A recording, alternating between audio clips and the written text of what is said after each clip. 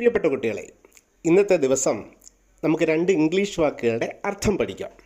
ഒന്ന് ഇംപ്രസ്, രണ്ടാമത്തേത് ഇൻസ്പയർ. നമ്മളെക്കുറിച്ച് മറ്റുള്ളവരിൽ മതിപ്പ് സൃഷ്ടിക്കുന്നതിനാണ് നമ്മൾ ഇംപ്രസ് ചെയ്യുക എന്ന് പറയുന്നതിന്. പക്ഷേ സംഗതി വളരെ ചിലവേറിയ കാര്യമാണ് കേട്ടോ.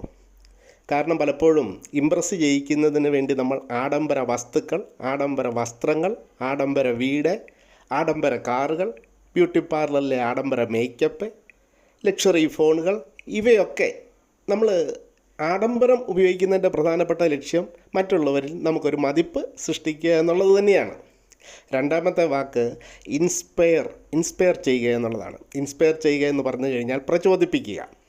മറ്റുള്ളവരുടെ ചിന്തകളെയും സ്വഭാവത്തെയും ഒക്കെ സ്വാധീനിക്കുവാൻ നമ്മൾക്ക് കഴിയുന്നുണ്ടെങ്കിൽ നമ്മൾ ഇൻസ്പയർ ചെയ്യുന്നതിൽ വിജയിച്ചു എന്നാണ് അർത്ഥം.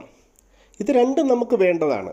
ഇൻസ്പയർ ചെയ്യാനും കഴിയണം, ഇംപ്രസ് ചെയ്യാനും കഴിയണം, ഒക്കെ നല്ലതാണ്. പക്ഷേ പെർസെൻറ്റേജ് വ്യത്യാസമുണ്ട്. പക്ഷേ ഇൻസ്പയർ ചെയ്യുമ്പോഴുള്ളൊരു പ്രത്യേകത, ചിലവില്ല, ആഡംബരമില്ല, ആർക്കുമാകാം. കറുത്തവനെന്നോ വെളുത്തവനെന്നോ ഉള്ള വ്യത്യാസമില്ല, വലിയവനെന്നോ ചെറിയവനെന്നോ എന്ന വ്യത്യാസമില്ല, സമ്പന്നനെന്നോ ദരിദ്രനോ എന്നുള്ളൊരു വ്യത്യാസമില്ല. ആർക്കും യാതൊരു ചിലവുമില്ലാതെ തന്നെ നമുക്കറിയാം ഇൻസ്പയർ ചെയ്യാനായിട്ട് കഴിയും. വാല്യുബിൾസാണ് മറ്റുള്ളവരെ ഇംപ്രസ് ചെയ്യുന്നത്. പക്ഷേ ഇൻസ്പയർ ചെയ്യുന്നത് വാല്യൂസാണ്. വാല്യൂസ് അക്വയർ ചെയ്യുന്നതിൽ, അതുപോലെ തന്നെ സ്കിൽസ്, ഇതൊക്കെ അക്വയർ ചെയ്യുന്നതിൽ പലപ്പോഴും യാതൊരു ചിലവുമില്ലാത്ത കാര്യമാണ്. ഇക്കാര്യം ഞാൻ പറഞ്ഞത് മറ്റൊരു പ്രധാനപ്പെട്ട കാര്യം പറയുന്നതിന് വേണ്ടിയാണ്. നമ്മുടെ ക്രിസ്മസ് സന്ദേശ മത്സരത്തിൻ്റെ പ്രൊമോ വീഡിയോ 3 തയ്യാറാക്കി അത് നമ്മൾ പ്രസൻറ്റ് ചെയ്ത് കഴിഞ്ഞു. എന്താണ് ഇതിൻ്റെ ലക്ഷ്യം? മറ്റുള്ളവരെ ഇൻസ്പയർ ചെയ്യുക. നമ്മുടെ പരിപാടികളിൽ 80% വിജയം ഉറപ്പുവരുത്തുവാൻ കഴിയും എന്നുള്ളതാണ് അതിൻ്റെ പ്രധാനപ്പെട്ട മേന്മ.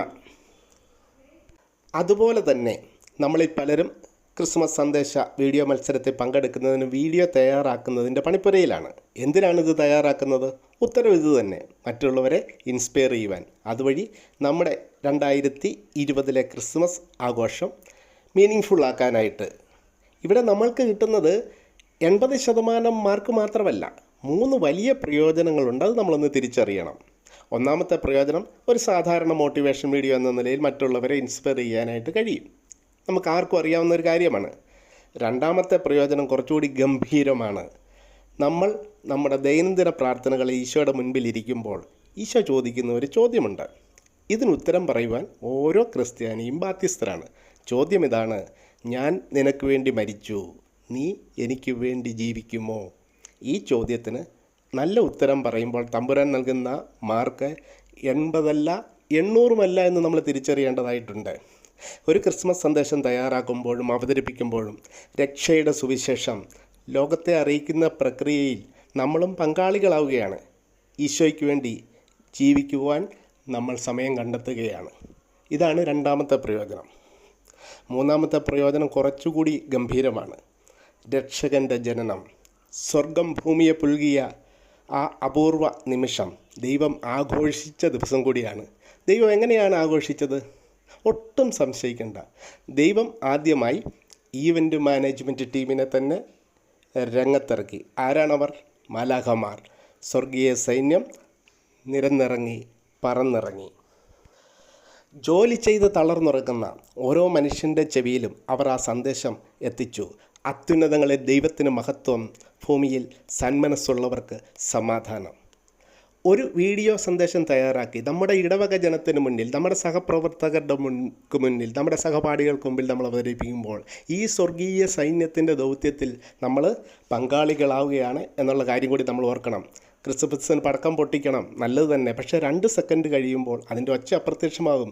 ക്രിസ്തുമസിന് കേക്ക് മുറിക്കാൻ നല്ലത് തന്നെ. പക്ഷേ 10 മിനിറ്റ് മാത്രം കഴിയുമ്പോൾ അതിൻ്റെ സന്തോഷവും അപ്രത്യക്ഷമാകും. ക്രിസ്തുമസിന് നക്ഷത്രം ഉണ്ടാക്കാം, നല്ലത് തന്നെ. പക്ഷേ 10 ദിവസം കഴിയുമ്പോൾ അതെടുത്തു മാറ്റും.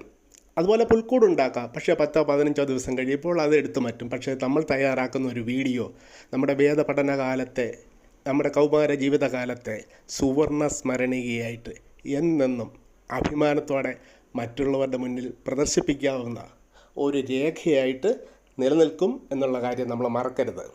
ഈ വലിയ അവസരത്തെ, എനിക്ക് പരീക്ഷയുണ്ട്, എനിക്ക് അറിയത്തില്ല, അതിനുള്ള എനിക്കില്ല എന്ന് പറഞ്ഞ് നമ്മൾ ഇല്ലാതാക്കരുത്, അവസരം നഷ്ടപ്പെടുത്തരുത്. ദൈവം തന്നിരിക്കുന്ന കഴിവ് അതിനുവേണ്ടിയും കൂടി നമ്മൾ പ്രയോജനപ്പെടുത്തണം. ഈ ക്രിസ്മസ് കാലത്ത് ഉണ്ണിയേശുവിൽ നിന്നും ധാരാളം അനുഗ്രഹങ്ങൾ ഏറ്റുവാങ്ങുവാനുള്ള ഉപകരണമായിട്ട് നിങ്ങളുടെ വീഡിയോ മാറട്ടെ എന്ന് ഞാൻ പ്രാർത്ഥിക്കുന്നു. Wish you A happy preparation, wish you A happy presentation and wish you A happy Christmas. ദൈവം നിങ്ങളെ അനുഗ്രഹിക്കട്ടെ.